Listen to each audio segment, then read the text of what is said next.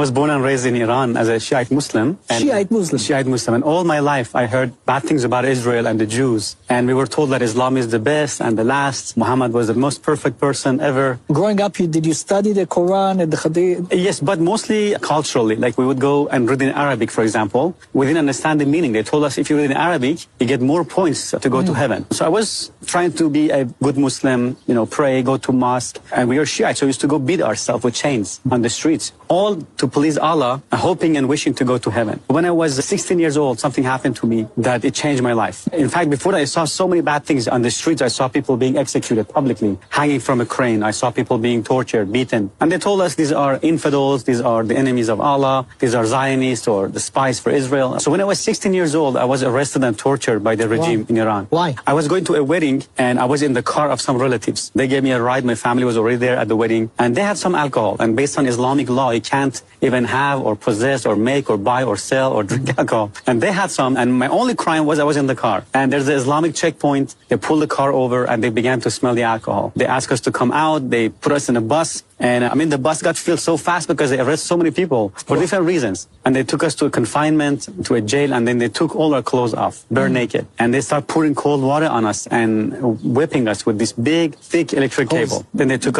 us into a room, a small room, and we were choking, no food. And all that because you were sitting in a car? Sitting in the car. That somebody had alcohol in it. Exactly. And I was 16. I didn't drink alcohol. I didn't do anything wrong. And I saw the cruelty of these people. I began to say, what kind of religion is this? What kind of justice is this? And my mother said, no, Islam is good. These people make it look bad. I said, okay. Then I began to do my own research. I began to read the Quran, the Hadith, and I saw, wow, so much evil in the Quran. Muhammad killed people. I saw Muhammad beheaded people, cut people's hand off. It says not to be friends with Jews and Christians, Surah 551. In Surah 929, Muhammad said, kill those who don't believe in Allah, His messenger, and in the religion of truth, which is supposedly Islam. Kill them unless they pay jizya, blood money. In Surah 928, he cursed the Jews and Christians. In Surah Muhammad verse 4, it says, behead the infidels wherever you find them. So when I saw these things, I saw, wow, this could not be from God. So I lost my faith in Islam completely. So when I was 19 years old, for first time, I heard about Jesus, that Jesus is the Lord, and He died for me, and He rose from the dead. And I said, no, that's too good to be true.